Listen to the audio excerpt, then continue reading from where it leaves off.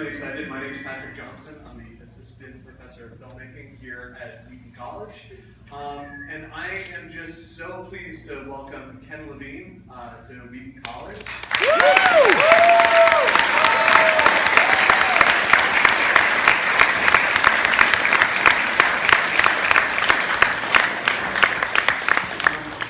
As many of you know, is the creative director and co-founder of Irrational Games, and is the man responsible for the incredible games Bioshock, Bioshock Infinite, and several more. I know most of you know that, but I'd like to add a little bit more history and context to that mix. Ken had humble beginnings as a self-proclaimed comic book nerd from the 70s. This was a passion that led him into role-playing board games, which in turn led for a passion for video games. He attended the small liberal arts college, Vassar College, where he majored in theater. I'm personally very interested to see how theater mixes with games. After graduating, he jumped into the Hollywood grind for a short period as a screenwriter, found some success as a spec writer for a romantic comedy, which he admits was a mismatch with his creative sensibilities in the podcast. I don't mean to put words in your mouth, but hopefully that's true. But ultimately was not able to find his tribe of a nerd gaming community there. He joined Looking Glass Studios, where he worked on Thief: The Dark Project, and then he left Looking Glass to co-found Irrational Games. The company's first project was System Shock 2, a first-person shooter mixed with a role-playing system. Released in 1999, System Shock 2 was a critical success, garnering 7 Game of the Year awards and praise for its mix of storytelling and open-ended gameplay.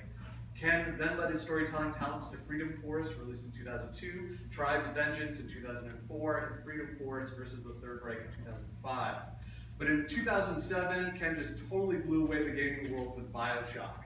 The game is set in the underworld city of Rapture, visually inspired by Art Deco design and architecture, with story arcs inspired by Ayn Rand's objectivism philosophies. Bioshock has been heralded as one of the best games ever made by the popular press, including the New York Times, and was included as a cornerstone to the 2011 Smithsonian exhibit on video games. Bioshock Infinite, released in 2013, has been similarly celebrated, receiving Game of the Year from over 42 publications. It features another rich universe, the floating city of Columbia, visually inspired by the 1893 Chicago World's Fair, and explores themes of American exceptionalism and quantum mechanics, which is just an amazing combination. Ken's talents for developing complex characters, building rich worlds, and engaging audiences with dynamic experiences and stories has really set him apart as one of the premier game developers in the industry today. So I'm so thrilled to have Ken join us today. Please offer him another warm welcome.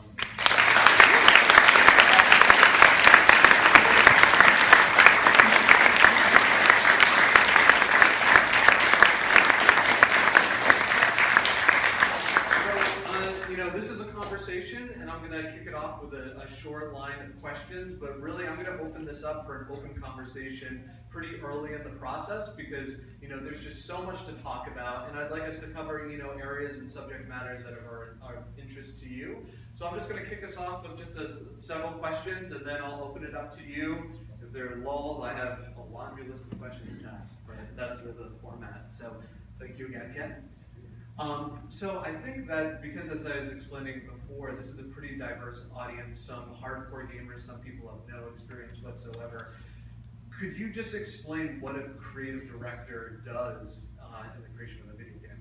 I think it's most similar to a film director. Somebody, now I can't remember their name, some famous film director once said that the job of the film director is to make sure everybody is making the same film, that everybody has the same vision for what they're trying to create, for what they're trying to produce. And I think that's a really important part of the job, as well as sort of, coming up with ideas and giving direction, giving feedback. It's primarily the central point of communication for what is this thing we're making. And that's a problem you come across when you're making any large project, especially when you start scaling up to a large number of people, is everybody having a shared vision of what this thing we're building is. And that's a lot easier when you've got, System Shock 2, when you've got, 15 people. When you have 150 people, those problems really expand. And I think that's the most important part of it, but I think also really matters is you've got to, have a vision, and you have to also understand that you're dealing with the real world, and there are technical constraints, there are manpower constraints, womanpower constraints. Sorry, I didn't think that together. There are, money. There's money that you have to deal with. There's people who are giving you that money, who are concerned about giving you money and maybe wanting to get it back. So there's a diplomat job, there's an ambassador job, there's a bit of a mom and daddy job, and there's a bit of then there's a boss job. You're the one who has to, at the end of the day, make sure that the people you're working with are the right people to make this happen. That there's that right mix of people, and there's the right culture in the studio. A creative culture where people feel heard, a creative culture where people feel involved, a creative culture where people are willing sometimes to take on some things that they don't love because they have a larger, they see the larger goal, the larger vision for what you're trying to do, and what we're trying to develop. Cool. So within that framework of that job, how do you describe the beginning of a process? So at the beginning of, say, BioShock 1, what was the seed that sent you on your way? And then how do you even start? How do you even begin? So every time I start a project, I ask that question myself, because I never can remember. You always start and you're like, well, here we are on the first day, and how did we do it last time? And eventually you find your way. You sort of start, you sort of get back in the groove of it, but there's no clear path to it. It's not like with a screenplay. I can sit down and I say, well, I'm writing the first third act structure, I should write an outline, I should, at the end of the first act, this kind of thing happens, and the second act, because I don't really start with story with games. People always ask me, how much of your original vision survived? And the truth is, what is the original vision? Is it the thing you had on the first day? How much, first day is only 8 hours long. It's not like you're gonna have a whole bunch of great ideas. Almost nothing you see in these games came from the first day. I think the first day of Infinite, maybe we said we're gonna do it in the sky. And that's about what we kind of thought of the period. Maybe, I can't remember what we thought of the period, but BioShock 1, for instance, that was mostly we wanted to make a successor to this game. We made on System Shock 2. And I actually didn't want to make it, because as the guy I was also the president of the company, and we hadn't sold the company yet, so I was responsible for paying everybody. And System Shock 2 made about 5 cents, our first game. And it was beloved by, sort of the more pointy-headed part of the games press, the sort of nerdier part of the games press who really loved that game. But it didn't sell, so I was worried about trying to go out and sell a game like it, because I thought what the publishers were going to say, which is what most of them said, is, why would I give you a pile of money to make a game like that, and that game didn't make any money? I have to feed my children. And they were more concerned about feeding their children than me feeding, well, I don't have children, but if I had children, I'd be more concerned about feeding my daughter. And it took we really couldn't sell it. I mean, that's a separate story, about selling system, about BioShock, but it evolved. Originally, it was like a game sort of like System Shock 2, but set on an island with a religious cult. And then it was, well, maybe it was some like Nazis or something. We didn't really know. We were just trying to take it out, make some sucker Bible thing. And then we knew we'd figure it out. I'm never worried about that. We always knew that we could, once we sort of had some money coming in, we had some time, we'd think of something cool. I didn't know it was going to be Rapture and Ryan and any of that stuff. Big Daddies, none of that. We thought we'd make something cool, but with the money, we had to get the money to do it. So this process seems to, you described your role as creative director as a film director, but in the creation of a story, this seems totally different than, say, film or television, where you write the script and then execute on that script more or less to the nose of what's there. So if you don't know the story at the beginning, how does that story get woven and built over time? And what's that iterative process like? One of the reasons TV and film are so different from games is that you could pay movies, they just basically spend very little money hiring a bunch of guys, nerdy guys like me, or, writers, who don't cost that much relative to the scheme of things, who are kind of disposable, the way not to get a date in Hollywood is tell somebody you're a writer. Because they're really, of the people they call above the line people, they're really the bottom of the barrel and most disposable people in Hollywood. Because they're cheap, because you can hire them and you can keep paying them, whatever the amount of money is, which is nothing compared to the amount of money a film costs, and keep having them do draft after draft after draft. And you kind of know what you have there when you have a draft. You have a reason what you have, like, okay, this is a good script, this is a bad script. With games, it's not the case. You really have to build a prototype, and that requires a whole ton of expensive people, high, very expensive, very specialized people. So we sort of work very hand in glove with all the people on the team, going back and forth with the technical people, to the artists, and going back and forth and saying, okay, this vision, I have this idea, well, maybe it would be better if it wasn't like this. Like, for instance, why is Bioshock underwater? Well, because really, we could have done a city, like an outdoor city, without like a GTA kind of thing, or Rapture. That would have been really expensive, right? Rapture is basically a dungeon. It's just like, it was different art out the windows, and fake, and all that water stuff is completely fake from a technical perspective. It is not, there's no water outside the windows. You made it seem sort of like that way, but it's really just a dungeon crawl. My dreams are crushed. I know. And we had the engine that did dungeon crawl very well. We had the technology, and we had a very small team, relatively small team. But we thought, what if we made a dungeon crawl that felt like this, but we took a very different approach to it.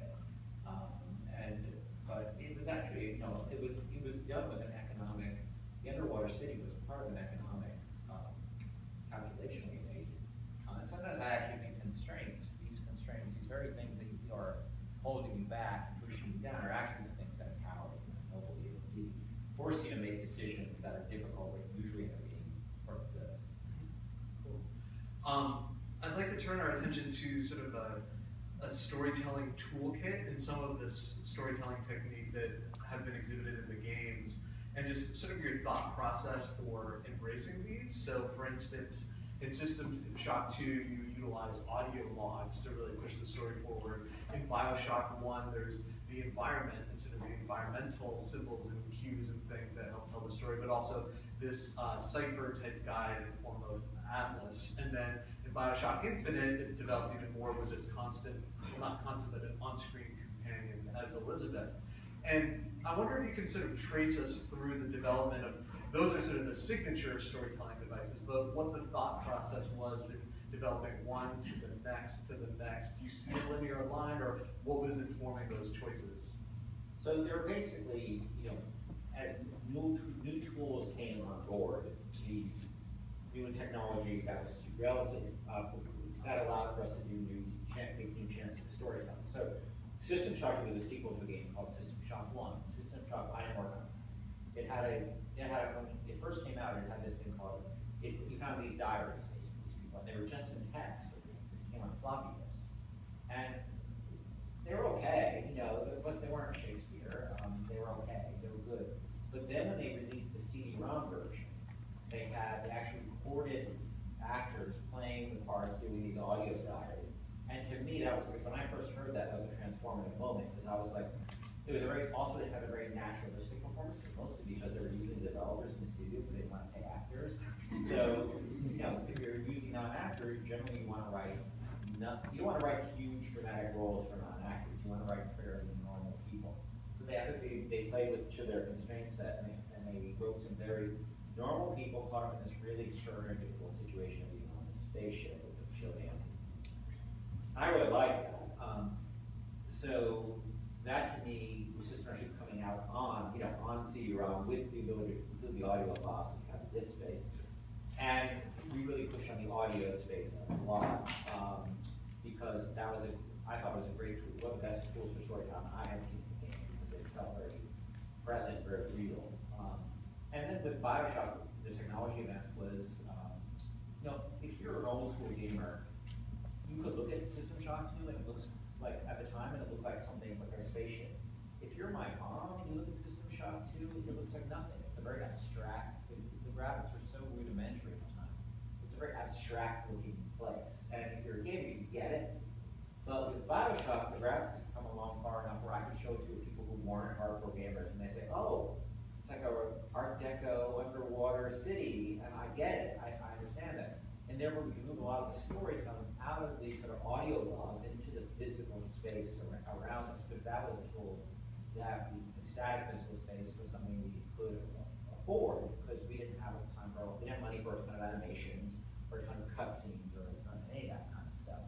So, but we could build geometry, static geometry, I think that was good, and then take a bunch of objects and come up with ideas like, oh, you know, here there's a couple who lost their kid who became a little sister, and they committed suicide, so we put a couple of our dead bodies in the bed, and a bottle of pills next to them, and I write a couple of audio logs that make it feel right, and all of a sudden, you know, a picture of their kid, all of a sudden we have a little moment, a vignette, a visual moment, which you couldn't do with System Shock 2, because it would look like a couple of, you know, a couple of marionettes sitting on a Brillo pad. And then when we come back to BioShock Infinite, the team involved enough that we decided, well, let's try to make a character who's really centered in the experience. And animate her and build AI for her so she felt like she was present in the world and not a robot.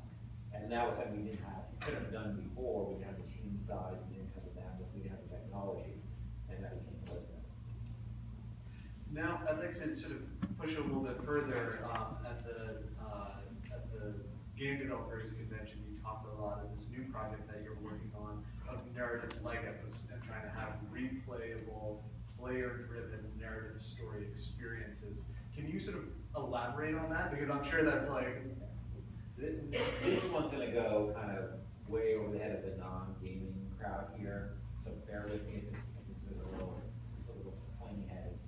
But the goal is, like, our games traditionally have had really, hopefully, stories, linear stories that people like that basically play out the same way every time.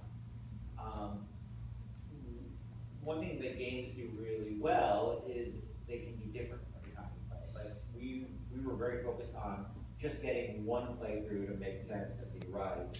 And to even think about having something be really replayable is to come up with a whole bunch of rules where the story is going to be different every time, like really different. I'm not talking about like Mass Effect, like a branching tree, which is what Mass Effect had. It's really just a bunch of different linear stories, right?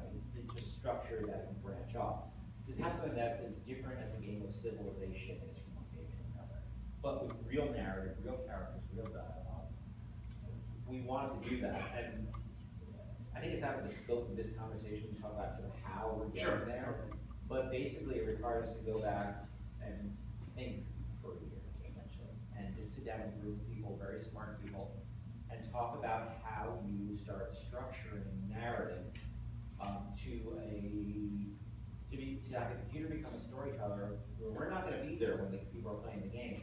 To have it know what story is, have the computer know what story is, and to have it and to build content like dialogue and events and things like that, where the computer will know how to take those events that we create and handcraft and string them together in reaction to the player's actions and make something that feels like that has the same kind of feel of one of our previous games, but we're not there, and it's different and reactive to the player's action. And one thing we started by doing is started saying, well, what's common in every story? Like, think about football, American football, right? There's a commonality of every time you play football. There's 4 quarters, right? There's 4 downs. There are certain dramatic things that come out of being the 4th quarter. You're down by 6. You're on the 28-yard line. It's 3rd down. That means something, right? There's a bunch of structure that tells you what's happening there. Well, in drama, but you know film and all, there's 3-act structure, right? And if I could draw, I can't draw here, but basically, here is every story almost ever told. Here's the X, which is time, and here's the Y in the graph, which is intensity. Hit a peak of intensity, denouement. That's a structure you can apply to pretty much any story. And if you look at that, there's a lot of things that you can start building a skeleton of what drama is and what narrative is, and then start saying, well, what kind of events happen here, and what kind of events happen here, and what kind of events happen at the beginning, what kind of events happen in the middle, what kind of events happen at the end, and then start trying to teach the computer what drama is, and then have it be the dungeon master in real time to start firing off events that we craft and combining those events that we craft in interesting, meaningful, combinatorial ways that are entirely responsive to the player's actions. Having not shipped this game yet, I cannot promise you we've been successful. But we're certainly spending a lot of money trying.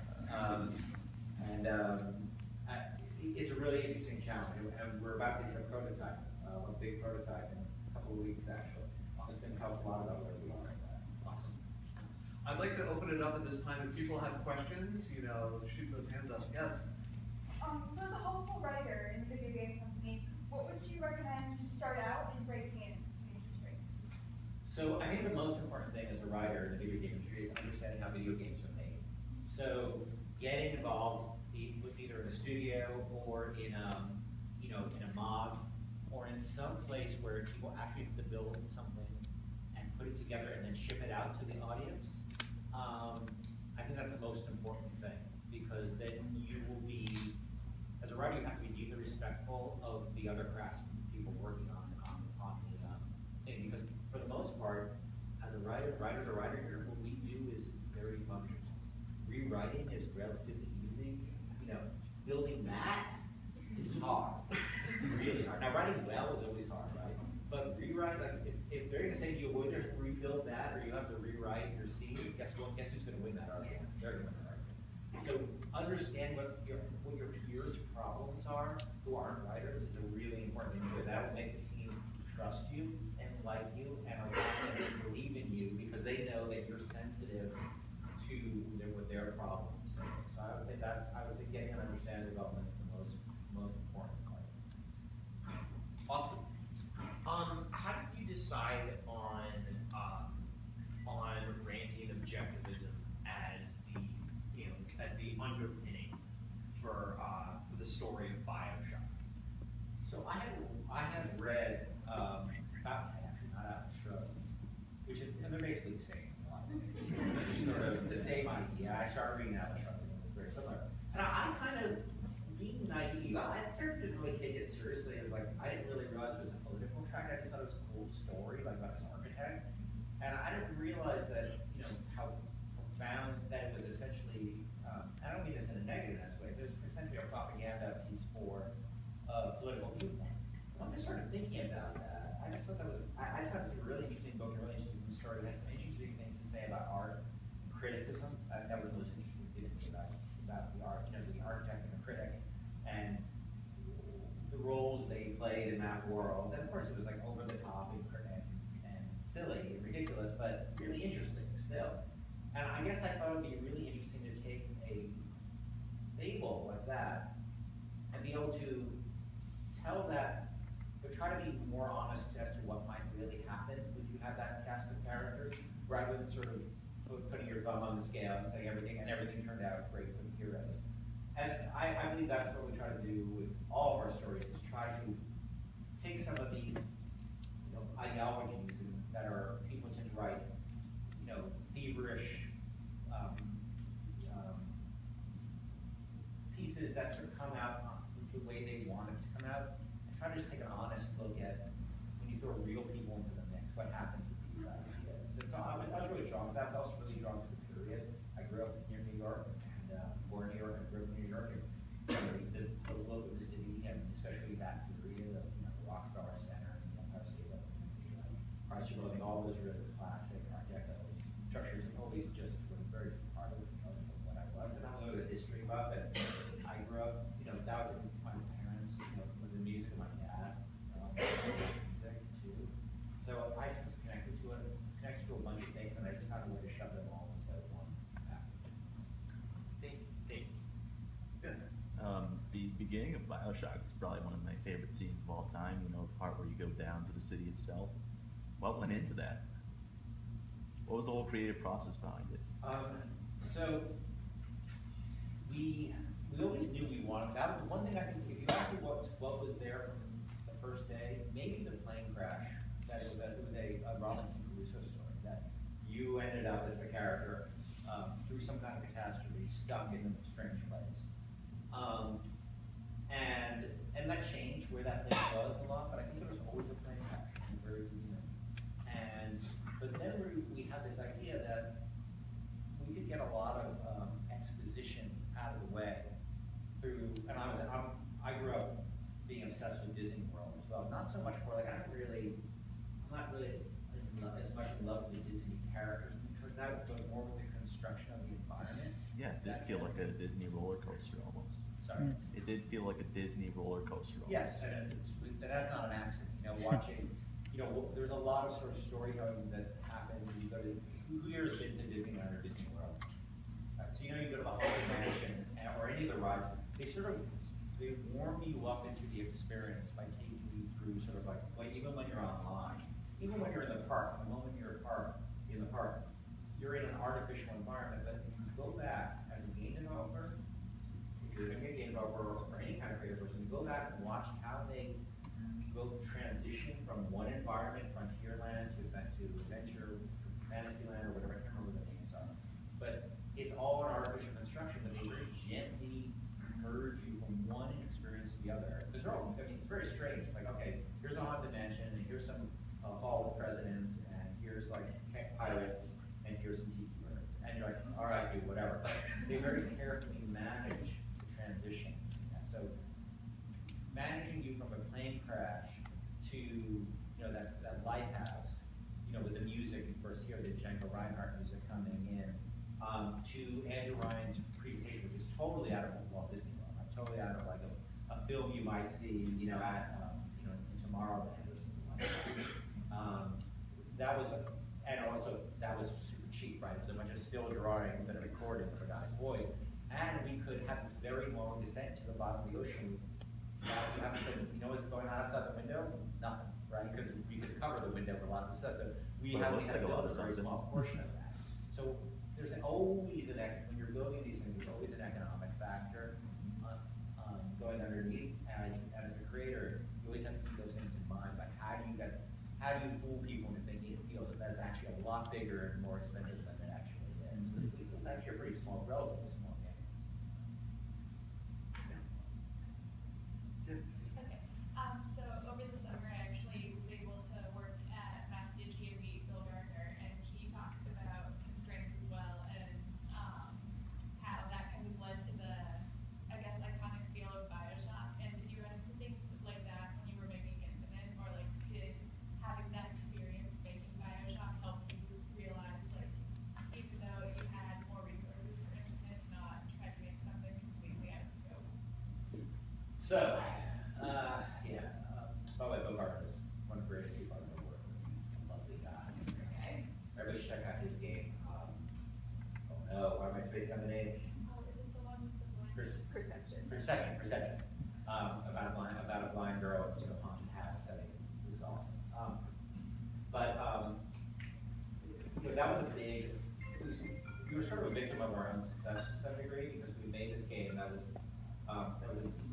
bigger in scale from a cost standpoint by like 3 or 4 times from any game they made before.